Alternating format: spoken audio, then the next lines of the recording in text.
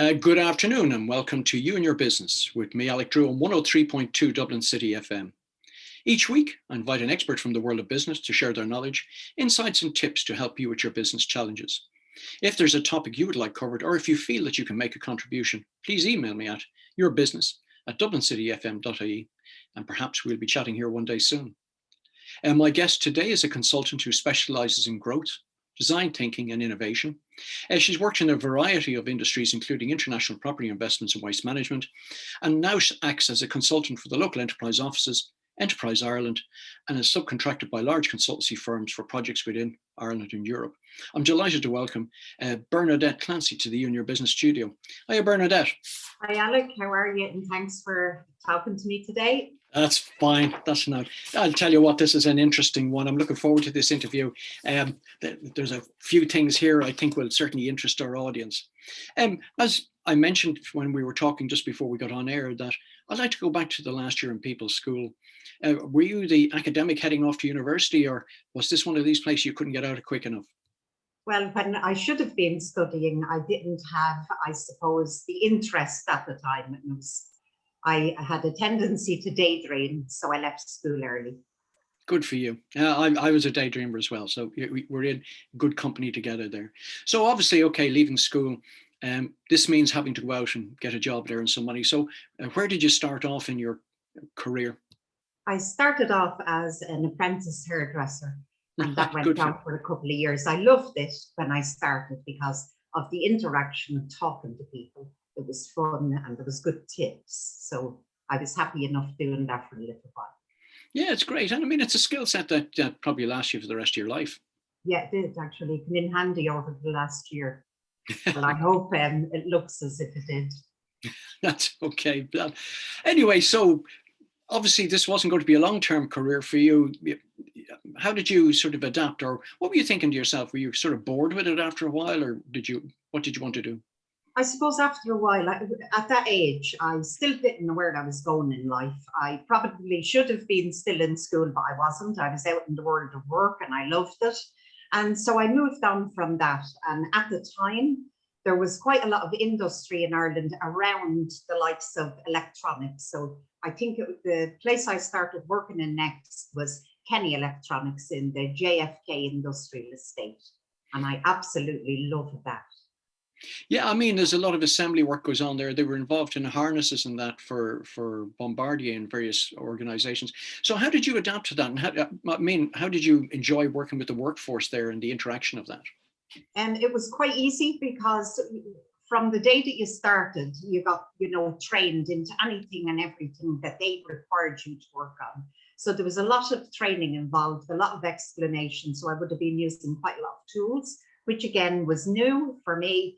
And the things I was dealing with were a little bit more complicated and would force you to, focus more than I found when I was working in hairdressing. So it was all the likes of wire harnesses for the flooring and dashboards of buses.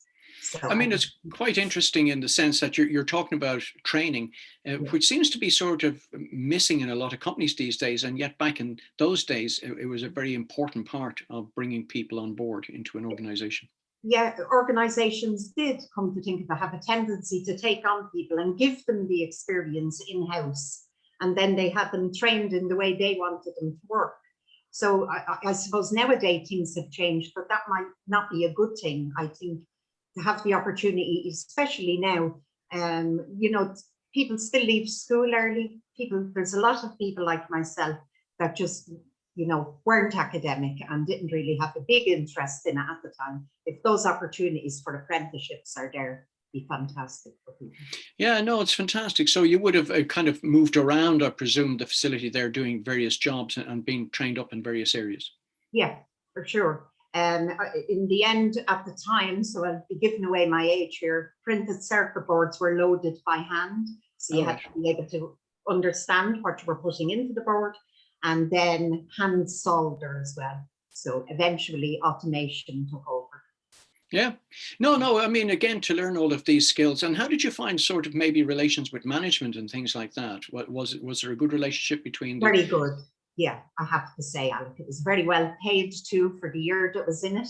I noticed a big difference in my wages, which was great. I was living at home with my mother and father at the time, so it was great for them. And that was it was a fantastic atmosphere. It was like one big family. But Yeah, and unfortunately, that came to an end with the recession in the 80s.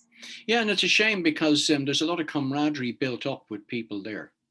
Yeah, and there was a lot of times that special occasions were recognized for people, and that much different to nowadays. So if there was birthdays or anniversaries or that, everybody joined in, including management. All right. Yeah. Okay, so recession comes along. It's maybe time to move countries. It's true. And I found myself, like many other Irish people, heading for the UK. And I arrived in Harrow Wealdstone, so it's right beside Harrow, and found a job. I arrived on Friday and I was working on Monday. Okay, that's some fair accomplishment. And what do you think that was down to, your experience, or was there something else you think that might have helped you there? Well, from what I gathered, from a lot of people there that I spoke to, they felt that Irish people arriving in the UK at the time were so well prepared because they brought a CV with them. And they were so used to, I suppose, looking for work here and the preparation that you needed to have. They took that with them abroad and it stuck to them. So. Yeah, and again, this it shows you maybe the quality of education that was here, although it's basic in some senses, but also getting people prepared that you turn up properly prepared for a job, which is, as you know, so important these days. Yeah, definitely, because you would arrive properly dressed and, of course, with a detailed CV, and it spoke volumes for the Irish that did that. So I being one of them, I landed a job on that Monday morning. I was able to start work, which was unbelievable. So they threw you in at the deep end then? They did. Again, I was very lucky. It was a very small company, and it was cosmetics. So I was in, distribution end of it, as well as finding new customers for them and the distribution of cosmetics. All right. Sounds an interesting one, and certainly cosmetics as well might have been appealing. However, it wasn't going to last too long. I think there was a necessity to come home for family reasons. There was. My mother wasn't feeling too well at the time. So all of us, we had moved around the world and we arrived back to make sure that she was okay. No, that's fantastic. Anyway, and I'll tell you the family, the importance of it. So anyway, you arrived back. What were you going to do next? Where did I go from there now? I arrived back and I lived in Dublin for a while. I remember that. But I did come back with the guy that I got married to. I would have expected he would have expected to come back with you now, in fairness. Yeah, so while I left his consent, while in England, I met a man from Tipperary. I came back to Ireland with him and eventually we got married. All right. So I understand you took a bit of time out to have some children and that, but strangely enough, something was calling you again that you mightn't have recognized from school days: education. Yes. Came knocking on the door. So I was nearly 40 years of age when I went back and done my leaving cert. Nice. And I was very happy with we haven't passed that, it was some achievement for me at that stage. And I got some kind of a bug to go on further with. So from there, I did a FETAC, I think it was called, level 5 in business and administration. And isn't it amazing that, so what would you say was the difference between the education you were getting back in your younger days to now? Was it the way it's delivered, or could you put your finger on it? I felt that there was a huge difference. I felt that the way it was delivered was done in a more friendly way, and open and understanding. So I suppose too, my age helped me, because I would say happily, will you repeat that for me, please? And they'd go through the explanations over and over again if necessary. But the whole atmosphere and the way it was delivered did help greatly, yeah. So you got involved in doing a business administration course, and then of course you took on some work experience, but what else were you going to get involved in? Well, shortly after the work experience, I got a job as the administrator in Clonmel Chamber of Commerce. So okay, there's a hub of business to be in, which must have been fairly useful for you. It was, and it just showed me, even though I had reached that age, that yes, it was worth going back and doing the leaving certificate and this other FETAC level 5, because there I was as the administrator there. And I learned a lot there as well. One of the main things I suppose I did learn, Alec, was that businesses, it cost money to run a business. So between their rates, rent, and all of that before they ever sold anything. And I started to learn then, back then, that you know, it was tough being in business, and it's very tough on small businesses. Yeah, I mean, there's a good lesson to be learned there. The handy thing is, I mean, certainly in relation to being where you were in a chamber, you're constantly in contact with businesses, so you get to chat to people. Yeah, and I would have learned of the, you know, the high end of things where they were quite successful on and off, but also the challenges they faced. And they're very similar, really, with one another. Most of them would have been shop owners. And again, they were going through a tough time. And in Ireland at that time, there was an issue with rates. There was huge rates. And I suppose there still is today. And this is something that businesses have to deal with, you know. So finding ways to promote themselves, finding ways of getting extra footfall and people coming into their store. Quite a lot of shopping local, that kind of push, you know. Yeah. And the chambers, the local chambers tend to support businesses in that way. Yeah, well, they're there for business. They're in business to help businesses. So Yeah. membership, I suppose, is handy for people because they can, you know, there's a lot of, you know, breakfast meetings and things. And if you use networking properly, and networking is essential when you're in business. And there's always somebody there that, you know, you will learn from. And it's one of those things people tend to overlook is the power of networking. People tend to think networking is selling when in fact it's really about getting to know and listen to people. Yeah, that's true.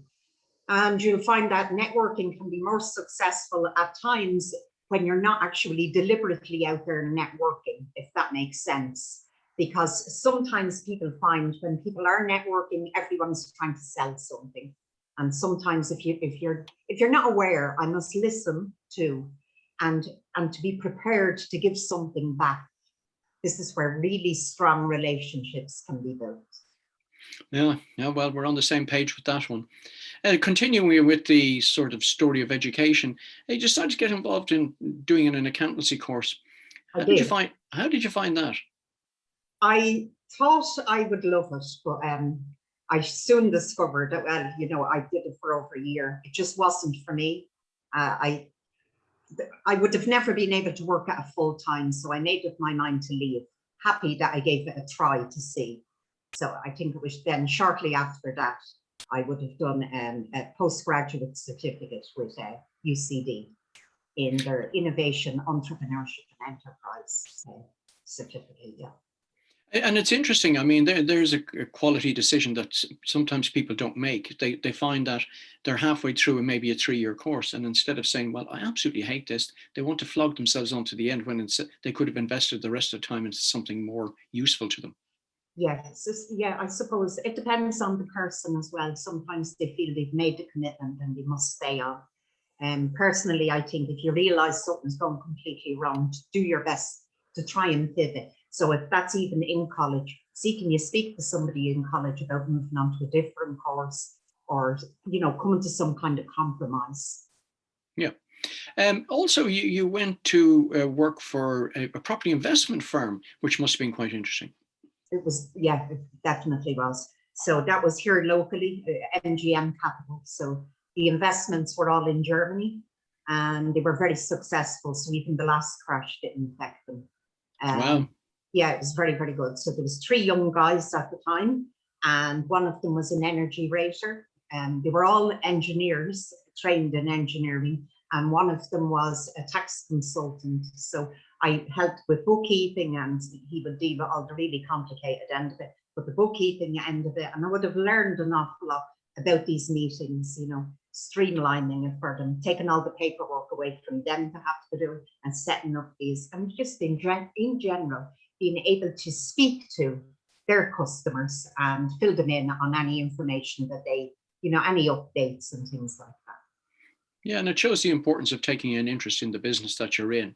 And again, you build up contacts by just even doing that.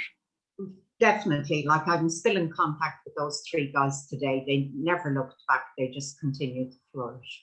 And they were very open. If I wanted to learn anything, they would point me in the right direction to do it. You know, so, and it's lovely to get these opportunities. And I think people fail to understand that in business, most business owners and those at a senior level are only too happy to help you if you just ask in the right way. Yeah, really. I think most of them are happy to see your growth and your personal development, because it's an asset for them at the end of the day. All right. Well, education was going to be a continual theme in your life, and you were going to link this into business. So tell us what happened next.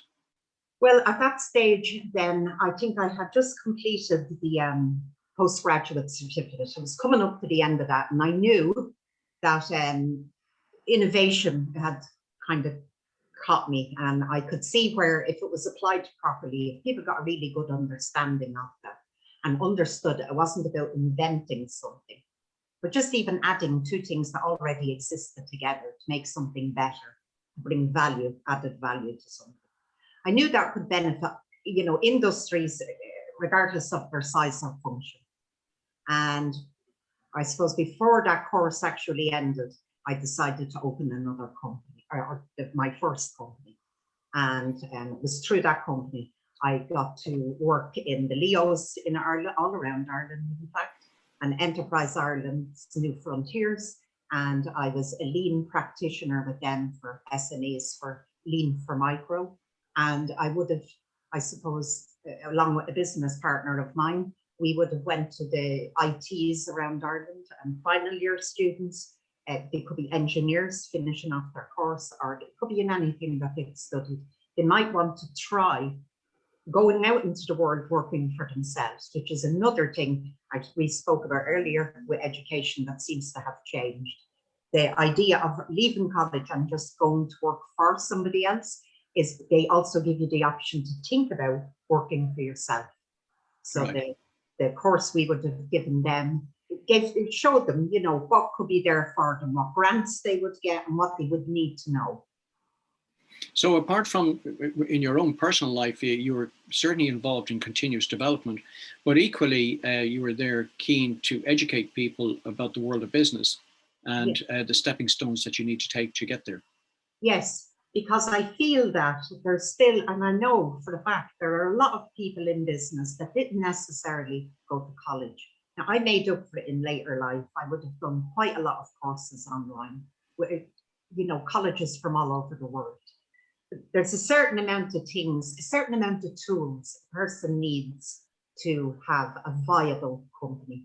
And I felt that when I learned them from taking the experience and elements from everything I'd learned, that if people could apply this to their own, you know, business idea, that gives them a very good chance of having something viable. Yeah, and I think what you've identified there, Bernadette, is something quite important. That so many people step into the world of business thinking it's easy, which you had obviously learned from the Chamber of Commerce. It wasn't that easy to do, but they go in not realizing that there are certain skills that you need to just to handle the basics.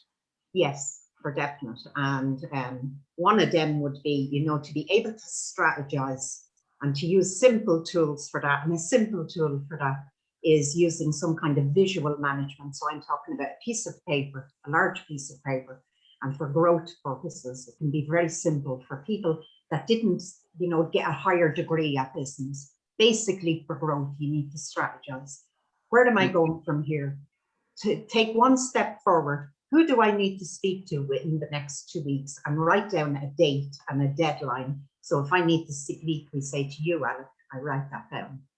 And then when I get there and I get to speak to you, who else do I need to speak to in 2 weeks' time? And that way they can map their progress, because sometimes you can go around in circles and not realize it. So it's little tips like that. Yeah, that's what we call the basics of business. And most people don't understand the skill set that's required around that. Yeah, that's true. And there's opportunities there now for people to go out and learn this. And as you said earlier, it doesn't matter what age you are either. It's there. And if you have the drive within you, you know, go and get engaged with these things. Yeah. And so you were very much involved in sort of designing and delivering business courses for people. Yeah, I would have helped with the design parts and obviously with the delivery as well. So that would have been in Leo's around Ireland. And it was through that work. The Leo will pay the consultant to go in and hold these business clinics or mentoring sessions. And it was during that time that, yes, I had met thousands of people. All business is business. They're all doing roughly the same kind of thing, except for the sector that I'm working with at the moment. They have different and very difficult challenges compared to other small businesses. I think it's quite fascinating if we kind of just take a break there, in the sense that from the daydreaming girl in her late teens to somebody who's now an educator of business people, that's quite a change in your life. Yeah, and it's only today, really speaking to yourself, I've started to realize, really, it doesn't take really anybody special to achieve something. If you have a passion to succeed at something, wherever it is, you can do it. I mean, it's there for everybody, and not to stop themselves, to have the courage to try it. There's no harm trying something. Yeah. Exactly. No, I'd well agree with you. But your latest venture, which is actually quite interesting, and we sort of alluded to that just as we were coming on to it, is Crafters of Ireland. Yeah. Tell me what sort of drove the passion in you to get involved in that? Well, it was through meeting these people in this sector when doing the mentoring and business plans that I felt that their challenges, as I said, were very different. And I can tell you why. You see, a lot of these people, and there's between 11 and 16,000 of them in Ireland, and I'm not sure of the figure. But quite a lot of them work in isolation. So I would have spoken to them about isolation and problems it can cause them long before COVID struck.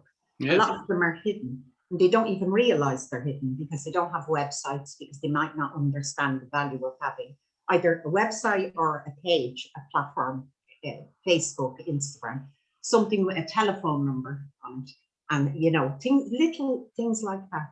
And they work very much on their own. They don't know how to promote themselves. And one thing they all have in common is they don't like talking about themselves, and they hate using social media. And a lot of them haven't the confidence to step forward and say, my name is Bernie and I make these bowls or candles. They haven't the confidence to do that. Now, having said that, there's a lot of them that do have. But yes, with a creative person, they like to be left to create. And what I like to do for people like that is leave them to do what they're good at. That's where their field of expertise is. I'm not an expert in social media, but I do get traction with the posts I do on their behalf. And I also manage to get them into the likes of any Irish newspaper that likes to print about them, or magazines within Ireland.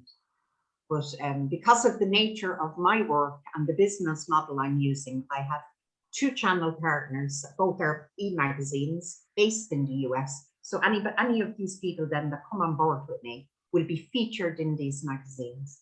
So I take that work out of their hands. They can continue to work, and they have this press release then done in these magazines for them. And what I do with them is I put them out online for them. So it's all about exposure for them all of the time. I think what you've identified which is quite common, that creative people hate the business side of business. And so you've become the sort of bridge for that. Yeah, it's an added stress that they don't need. And, if I do it though in a way that I meet every one of them, I get to know them a little bit. I meet them via Zoom and I get to know them and understand what their particular challenge is, so that if they needed business advice going forward, I have a little note on them on a folder. So, and I'm here for them. And if I can't help them, I'll find somebody in their local Leo who can help them, and it won't cost them more money. What I'm trying to do for them is, I suppose, I'm a believer in, these the sustainable development goals. I'm just part of that is about, well, it's all concerned with people and the planet. But, when people work really hard to be self-sufficient and to try and earn some money, yes, you can make a living yourself while helping people and allowing them to flourish at the same time. And what particularly sort of drew you towards the craftspeople and those maybe in the artistic fields?